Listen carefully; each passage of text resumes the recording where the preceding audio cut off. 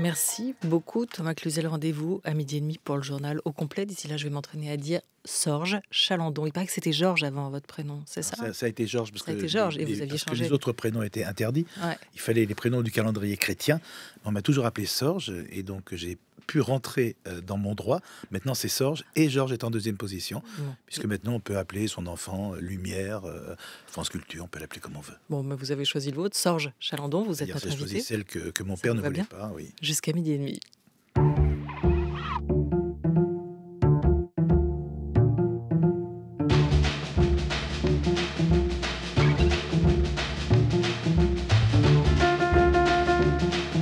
Bonjour à tous et bienvenue autour de votre grande table du lundi. Comment écrire l'horreur? L'écrivain Yannick Enel a suivi le procès des attentats de janvier 2015 pour Charlie Hebdo. Il livre aujourd'hui ses pensées dans un livre, Nos solitudes, pour que les crimes n'aient pas le dernier mot. Mais d'abord, le roman Procès d'un père qui, pendant la guerre, s'est illustré du mauvais côté. Déserteur, légionnaire, collabo, une vie de mensonges mise à jour par son fils, le journaliste au Canard enchaîné et écrivain Sorge Chalandon. Son nouveau roman s'intitule Enfant de salaud. Il paraît chez Grasset.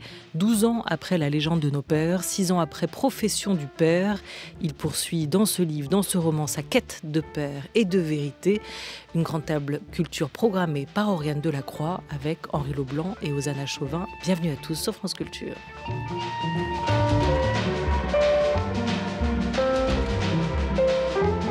La grande table. Olivia Gesbert. Enfant de salaud, c'est le titre de ce roman et c'est ainsi que votre grand-père parle un jour à table de votre père. Vous avez alors 10 ans et les oreilles qui crient un peu en entendant ces mots. Ton père, pendant la guerre, il était du mauvais côté. Je l'ai même vu habillé en allemand, place Bellecour. Bonjour, sœur Chalandon. Bonjour. Bonjour. Longtemps, vous vous êtes satisfait des histoires que vous racontez votre père. Un petit, vous étiez même le spectateur captif, comme vous le racontez, de ce théâtre qu'il mettait en scène pour vous, tous les soirs, en vous racontant aussi des histoires. C'est chouette d'avoir un père qui a toujours des histoires à raconter. Quand avez-vous commencé à douter? Quand avez-vous commencé à vouloir savoir? En fait je n'ai jamais douté lorsque j'étais enfant. Je trouvais bizarre qu'il change de profession si souvent, c'est-à-dire qu'un jour il avait créé les Compagnons de la chanson, le lendemain il avait été parachutiste, 3 jours après c'était l'un des chefs de la CIA, il avait quitté, l'année dernière, a quitté la cuvette de Dien Bien Phu, c'était un footballeur aussi, et le problème c'est que je ne l'avais jamais vu dans l'exercice de ses fonctions. Judoka, j'ai jamais vu sur un tatami avec un kimono, donc c'est pas que j'en ai douté, c'est que je trouvais qu'en fait qu'il faisait plein de choses. Et c'était formidable, un papa qui fait plein de choses. S'il n'y avait pas eu la violence, parce qu'il y avait la violence, il passait de l'histoire à la violence. Et s'il n'y avait pas eu la violence, en fait, c'est un prestidigitateur, c'est un metteur en scène de théâtre, effectivement. Sauf que qu'il ne me disait pas que tout ça était faux. Pour moi, tout ça était vrai. Et je trouvais que tout ça allait très vite. Et surtout, alors, son histoire préférée, quand même, c'était la guerre. La Deuxième Guerre mondiale, c'est son histoire préférée. Nous étions à Lyon. Lyon, donc capitale de la résistance avec Jean Moulin, mais aussi capitale de la collaboration et du nazisme, puisque Klaus Barbie, qui était à Lyon, officiait en tant que chef de la Gestapo lyonnaise. Et mon père était le grand résistant. Il m'a raconté tout ça, toute mon enfance. Il avait été très proche de Jean Moulin, peut-être même en l'écoutant mieux, c'était peut-être son chef. En tout cas, moi, mon lycée, quand le lycée des Minimes à Lyon devient lycée Jean Moulin, il est débaptisé pour donner le nom au grand résistant. Je suis très très fier parce que je suis dans le lycée du copain de mon papa. Voilà, il a bien connu Jean Moulin, il a aussi connu Klaus Barbie, il les a un peu tous connus. Il les a un peu tous connus. Ouais. C'est un peu Zelig. Chaque fois qu'il y a une personnalité, il est juste à côté. Il est un peu caméléon aussi. Chaque fois qu'il voit un uniforme, il l'endosse. Alors vous naissez après la guerre, 1952, c'est-à-dire cette guerre, vous allez l'apprendre à l'école comme nous tous sur les Oui. bancs et à travers aussi les récits que votre père va vous en faire. En commençant à douter sérieusement au point de vouloir aller chercher quelle était la vraie histoire dans toutes celles qui vous ont été racontées, quelle réalité vous allez découvrir? Voilà, donc je suis adulte maintenant, donc c'est important. Mon père demande à assister au procès Klaus Barbie, donc, et j'accepte, en me disant si je suis l'enfant de salaud que mon grand-père prétend, peut-être que ce procès va l'obliger à m'avouer des choses. Et si je suis l'enfant de héros que lui m'assène chaque jour, le copain de Jean Moulin, peut-être qu'il va me raconter des histoires encore plus belles. En tout cas, moi je veux qu'il assiste à ce procès avec moi, j'accepte. Et pendant tout le procès, il est à rebours de la salle, c'est-à-dire qu'il n'est pas les mêmes. Quand une torturée vient nous parler de ses tortures, mon père hausse les épaules et n'y croit pas. Donc là, j'ai déjà un problème de qui est-il, et je commence à avoir une petite idée. Mais je ne le mets pas encore en doute. Je le mets pas encore en doute à ce moment-là. Je vais le mettre en doute beaucoup plus tard. C'est-à-dire, en 2014, il meurt. Je ne sais toujours pas si je suis un enfant de héros et de salaud, parce que avant de mourir, il me dit qu'il m'a menti et qu'en fait, il était Waffen-SS, qu'il était dans la division Charlemagne et qu'il s'était battu à Berlin, dans les ruines de Berlin, et qu'il avait été un des derniers à quitter le bunker de Hitler dans les flammes. Donc, quand il meurt, je passe de enfant de salaud à enfant de très très salaud, Waffen-SS. Et puis, quelques années après sa mort, exactement le 19 mai 2020, maintenant, j'arrive à mettre la main sur son dossier judiciaire, son dossier pénal, et je vois ce qu'il a fait. Et j'entends ce qu'il a fait, et je lis ce qu'il a fait. Et ma crainte, vraiment ma crainte, c'était d'être l'enfant de Lacombe Lucien, un petit gestapiste français avec une arme allemande qui aurait dénoncé des juifs, qui aurait volé des biens juifs, une sorte de petit milicien, une petite crapule pétainiste. Et pas du tout. Je tombe sur un enfant, en fait. Mon père n'a pas fait la guerre, c'est un enfant qui a joué à la guerre, comme on joue aux cow-boys et aux Indiens. Et je découvre en lisant, et là c'est pas le qui me raconte, il est mort. Là ce sont les gendarmes, ce sont les juges, ce sont les policiers, ce sont les contre-expertises, ce sont les interrogatoires. Je découvre qu'en fait, il a porté 5 uniformes en 4 ans. 5 uniformes et demi, c'est-à-dire que pour aller très vite, quelques semaines avant, il est habillé en allemand, c'est vrai, place Bellecour à Lyon, et quelques semaines après, il est dans un maquis du Nord, il lève les mains, il se rend à la Résistance en disant « je me suis planté, je me suis trompé, et je veux rejoindre la Résistance ». Et ce qui est important, c'est qu'il pouvait rester dans la Résistance, puisque la guerre est finie, les Américains sont partout, la guerre est gagnée, et non, il déserte. Et chaque fois, il déserte. 5 armées différentes, 5 désertions. À la fin, il est juste, il est dans le piston de l'aiguille. Il va être rattrapé et il se sauve. Et il est arrêté par les Américains alors qu'il essaye de rejoindre les troupes allemandes dans le nord de la Belgique pour se fondre dans la foule des vaincus et rentrer en France dans 1 an, 2 ans, 3 ans, quand il y a eu l'armistice. Et la question que j'ai eue quand j'ai lu ça, c'est « Mais pourquoi tu m'as pas dit ça, papa ? Pourquoi tu m'as pas juste raconté ça?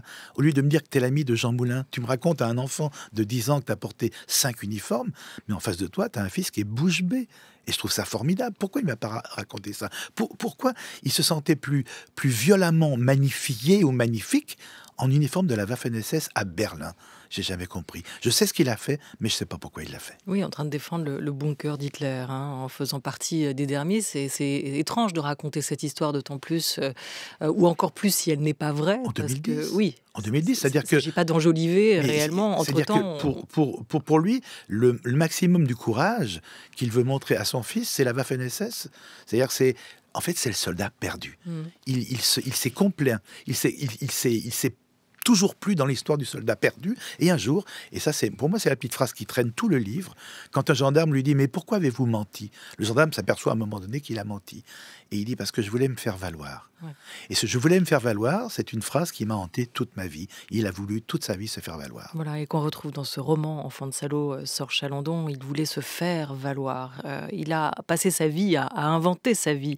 Vous dites que vous avez très tôt commencé à douter. Est-ce qu'après avoir ouvert ce dossier pénal, l'avoir parcouru, consulté, presque appris par cœur, est-ce que vous ne doutez plus aujourd'hui? Pas si sûr, parce que même les personnes qui ont écouté sa déposition ou ses différentes dépositions, les commissaires, les hommes de loi, disent qu'il a quand même une fâcheuse tendance à fabuler, à mentir, imaginer. Oui, c'est-à-dire que... Est-ce que là, tout est prouvé dans cette dernière version? C'est la bonne. Tous les faits sont là. Donc, il a effectivement porté ses 5 uniformes. Tous les faits sont là. Le problème, c'est pourquoi? La police et la gendarmerie sont persuadés qu'il a fait tout ça pour le compte des Allemands. Lui s'est défendu en disant qu'il avait fait tout ça pour le compte de la Résistance, mieux pour le compte du général Delattre de Tassigny, qui est donc convié à donner son avis. Et Delattre dit effectivement que cette personne sous ses ordres n'a jamais été, à aucun moment, que l'ordre ne lui a jamais été donné d'infiltrer l'armée allemande. Mais en tout cas, tout est prouvé, mais reste le pourquoi. C'est-à-dire que, et ce qui est magnifique, c'est qu'il y a un doute. C'est-à-dire que la police et la gendarmerie, qu'est-ce qu'ils donnent à la justice pour le juger? Ils disent cet homme est dangereux, très dangereux, et doit être traité comme tel. Et les juges, ils ont un doute. Ils sont 5. tous les 5 issus de la résistance. Ils viennent de poser les armes pour juger un jeune homme, et ils ont un doute, et ce doute, comme en bonne justice française et républicaine, le doute profite à l'accusé. Parce que oui, cet homme a fait tout ça, il était dans l'armée allemande, mais cet homme, à un moment donné, avec 20 copains, 20 patriotes, ils ont attaqué 60 parachutistes allemands en déroute dans le Nord. Il l'a fait. Et ce doute fait que aujourd'hui, je suis dans vos studios, en train de parler avec vous. Il aurait pu être mis au mur comme d'autres et fusillé. Et donc, je suis le produit des mensonges de mon père et de la mansuétude de la justice française. Que ce livre, Enfant de salaud, porte quand même le titre genré de roman. Hein. Ça Bien reste sûr. un roman, ce qui fait dire aussi à la vérité ou à la réalité qu'on ne la connaîtra ou la saisira jamais peut-être totalement. Menteur invétéré, chromeur professionnel, il frotte pour faire briller la réalité, votre père. Quelle vanité, quelle lâcheté le pousse à cela.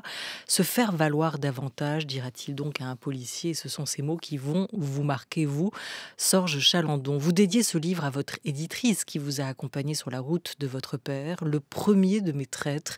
Il faut rappeler que l'un de vos romans les plus marquants, sorti en 2008, Le Traître, d'inspiration autobiographique, aussi racontait cette fois la double trahison à la cause et à l'amitié d'un camarade militant comme le narrateur Alira. Là, c'est votre autre vie, votre vie irlandaise, Sorge Chalandon. Vous les attirez, les traîtres. Vous êtes un aimant à traîtres. Écoutez, je pense que des gens très très très bien ont été trahis. Il y en a un qui me vient tout de suite en tête. Ils étaient une grande table, ils étaient 13, il y avait un traître parmi eux. Donc je ne pense pas que j'attire les traîtres, mais en tout cas, il se trouve que j'ai eu des traîtres sur ma route. J'espère ne plus en avoir. Je ne pense pas que je les attire, mais je pense qu'il y a peut-être quelque chose en moi qui fait que je peux être trahi. C'est-à-dire, j'ai peut-être pas assez de... Je ne suis peut-être pas assez éveillé, j'ai peut-être pas assez toutes les petites lumières rouges de la méfiance qui s'allument. Et donc, lorsqu'on voit toutes mes lumières vertes de la confiance allumées, je pense qu'il y en a qui en ont profité. Et c'est tant pis pour eux. C'est dommage pour eux. Moi, mon ami irlandais, j'aurais tellement aimé que ça soit mon copain pour l'éternité. Quant à ce père, j'aurais tellement aimé qu'il soit le grand-parent de mes 3 filles. J'aurais tellement aimé qu'il soit mon père. Et donc, je regrette pas, en fait, ces trahisons. Elles m'ont permis d'abord de grandir. Et ensuite, je suis triste pour eux. Je suis triste qu'ils n'aient pas eu la chance de me connaître, en fait, et la chance de m'aimer, et la chance de me le dire, et de me le prouver. Et moi, la chance de leur dire à eux, à l'Irlandais et à mon père, je vous aime. Vous leur avez jamais dit? J'ai pas eu le temps, et je leur ai jamais pardonné parce qu'ils ne l'ont pas demandé. Vous ne croyez pas que c'est aussi pour ça qu'ils viennent vers vous? Parce que, en dehors d'être peut-être un aimant, un traître, vous avez cette ténacité, cette capacité à aller démasquer aussi, à faire tomber les masques. Peut-être qu'ils avaient envie de savoir, peut-être que votre père avait envie que tout le monde sache, peut-être que votre père cherchait le moyen de sortir de ce mensonge. Alors, c'est la partie roman de mon livre. C'est-à-dire que dans mon livre, je n'ai pas la vérité, son dossier, je ne l'ai pas en 2020. Je l'ai en 87, quand s'ouvre le procès Barbie. La partie roman, c'est ça. C'est-à-dire que quand s'ouvre le procès Barbie, j'entre dans le procès avec mon père et j'ai son dossier sous le bras. Ça, c'est le roman. Et je veux que la vérité éclate, et je veux qu'il sache que je sais, et je veux qu'il sache que la vérité va éclater. Et s'il voulait que la vérité soit sue, elle l'est. Ça y est, même malheureusement, il n'est pas là pour en profiter. Et c'est peut-être mieux comme ça. Parce que dire la vérité à quelqu'un qui a menti toute sa vie, j'ai peur de l'abîmer. Et j'ai peur qu'il s'effondre. Et c'est peut-être mieux comme ça. C'est peut-être mieux que la vérité sorte maintenant qu'il ne peut plus l'entendre. J'ai eu plusieurs vies, j'ai fait plusieurs guerres, hein, vous dira-t-il. Ces guerres, il vous les racontait avant de dormir. Il vous a visiblement aussi filé ce virus-là, celui de savoir raconter des histoires. Les romanciers aussi, à leur manière, sont des affabulateurs, non? Vous pensez que vous avez reçu ça en héritage, le roman? Alors non, je crois que j'ai reçu probablement en héritage la façon de raconter les histoires. Mais je vous dis que c'est un roman. C'est-à-dire que je vous dis ce qui est vrai et ce qui est faux dans le livre. Je vous parle des dates. Je ne vous dis pas aujourd'hui, je serai mon père, je vous dirais, je suis en 85 pour le procès Barbie, j'avais ce dossier. Non, je ne l'avais pas, et je vous le dis. C'est la différence. Mais en tout cas, quand je romance, moi, tout ce que je romance, en fait, c'est pas pour mentir vrai. C'est un moyen de dire je.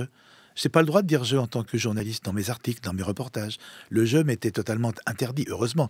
Si chaque journaliste commence à dire je en expliquant comment il a souffert pour passer une ligne de front, ça n'a aucun intérêt. En revanche, une fois que je suis rentré des fronts, une fois que je suis rentré de la trahison irlandaise, une fois que je suis rentré du cancer, une fois que je suis rentré dans toutes ces choses-là, je peux faire un roman, c'est-à-dire que je peux enfin dire je, même si je prends un masque. Là, je n'ai pas de masque du tout, je suis journaliste, donc j'ai jamais été aussi près de la réalité. Mais en tout cas, le roman me permet, au contraire, d'aller plus loin dans la vérité et pas dans le mensonge. Il vous dira, tu n'es pas mon fils, tu es un flic, tu en as de l'imagination, toi le journaliste, tu as passé combien de temps à monter ce truc? Ça n'a pas dû être facile, n'est-ce pas? Ça ferait un drôle de roman, cette histoire, non? T'es complètement fou, le journaliste. Est-ce que tu sais ça? C'est aussi, vous pensez, Sorge Chalandon, quelque part, pour se laver, ou pour laver ce passé, celui de votre père, ou certains moments de sa vie, ces mauvais engagements que vous vous êtes, vous, engagé politiquement dans votre jeunesse, à gauche, très à gauche? Alors, j'espère ne pas être que la somme de ce qui ne fut pas, parce que ça serait une défaite pour moi. J'espère n'avoir pas, faute de reproduire ce qu'il était, j'espère ne pas être allé chercher l'inverse. Non, je suis un père normal. Je suis un homme normal, c'est-à-dire il était raciste, il était antisémite. Je pense que de ne pas l'être, c'est pas être contre mon père, c'est juste rentrer dans la normalité réelle. Moi, je suis bon, je me suis éduqué. J'ai appris ce qu'étaient les musées, ce qu'était la beauté, ce qu'était la musique. J'ai appris ce qu'était la littérature, chose qui était interdite à la maison. Donc, je ne crois pas m'être construit contre lui, mais je me suis construit malgré lui. Et la première chose qu'il a fallu que j'apprenne, c'était le plus difficile quand je sortais de cette famille-là et de ce père-là, c'est quel est le mensonge et quelle est la vérité. Devenir journaliste, lorsqu'on est un bon journaliste ou une bonne journaliste, c'est rechercher la vérité. Et ça, c'est vrai. Ça, c'est sûr que il m'est arrivé une fois, par exemple, c'est très drôle, parce qu'il me hantait quand même. J'étais, pour la guerre du Golfe, j'étais en Jordanie, et je rencontre le roi Hussein de Jordanie, qui, comme d'habitude, serre la main à tous les journalistes qui l'ont interviewé. Mon père m'avait dit qu'il était un grand ami du roi Hussein.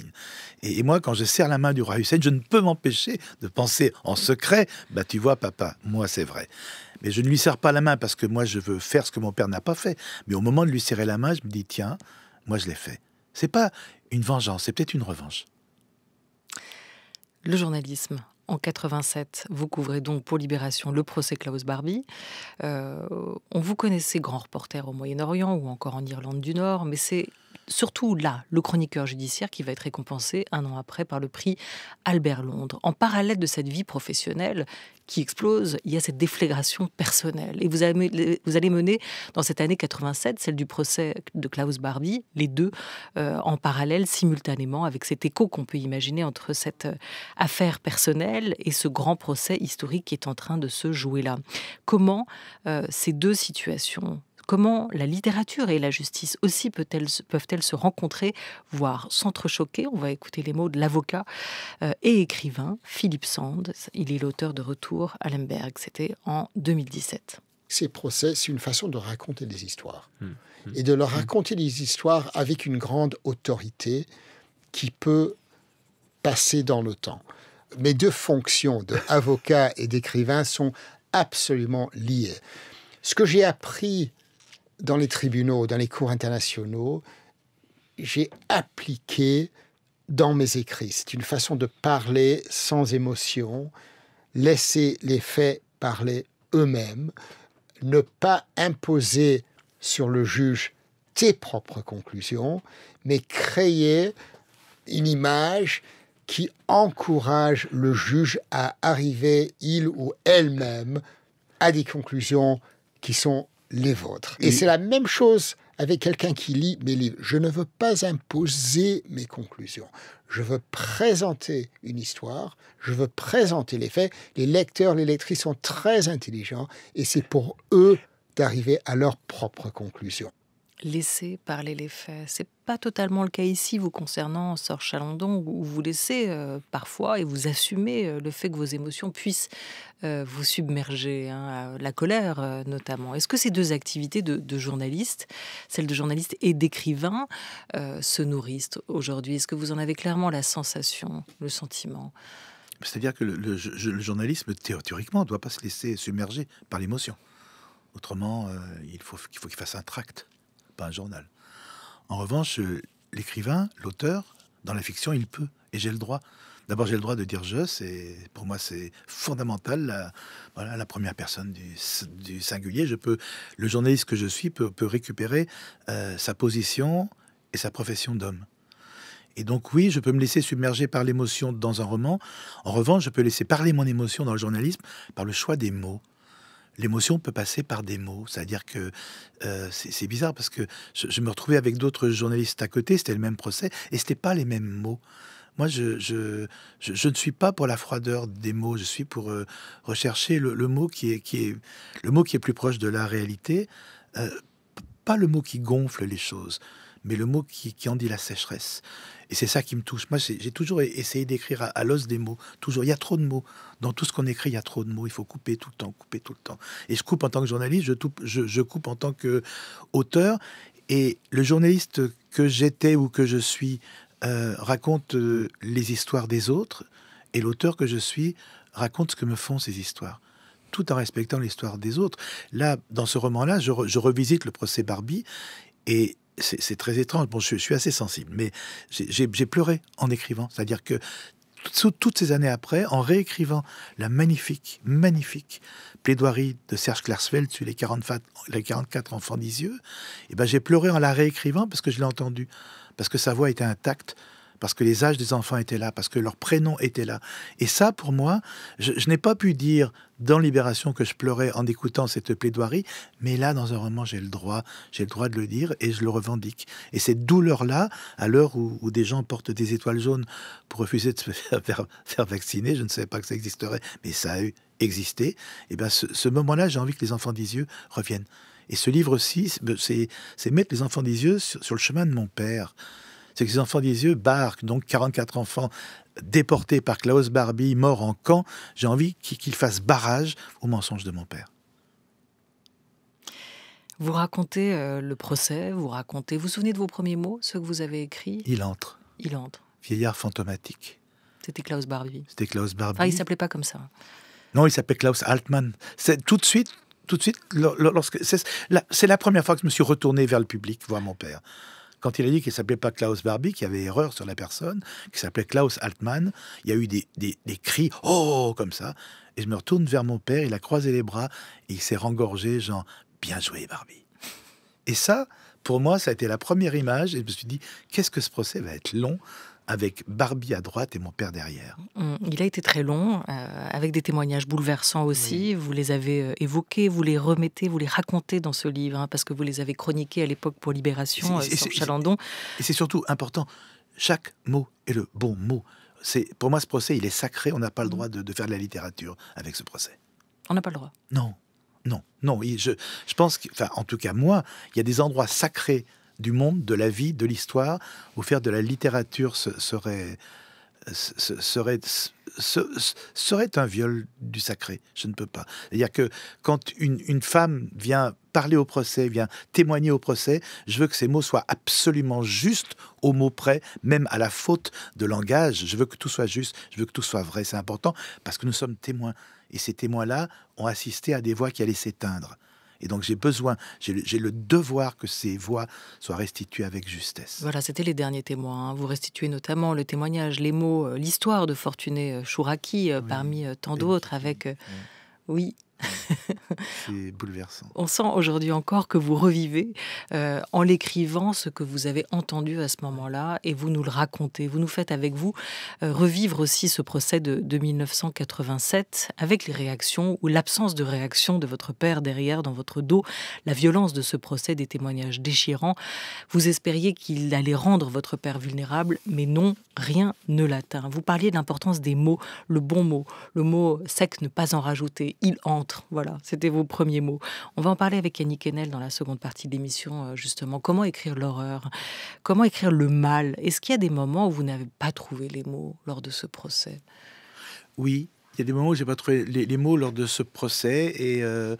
Et en même temps, j'ai toujours eu cette très belle phrase d'un très grand monsieur qui s'appelait François Luizet, qui était journaliste au Figaro.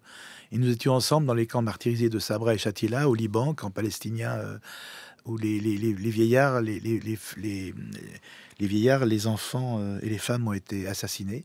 Et j'étais assis par terre et je pleurais. Et ce grand reporter, François Luizet du Figaro, il m'a dit « Tu te lèves, gamin, et tu changes tes larmes en encre. » Et cette phrase-là, pour moi, ça a toujours été mon socle. Le leitmotiv aussi, la raison d'écrire. Des mots difficiles à trouver, parfois difficiles à trouver pour raconter. Ici, vous les avez pesés, chacun de vos mots, et vous racontez cette histoire. Pourquoi l'écrire?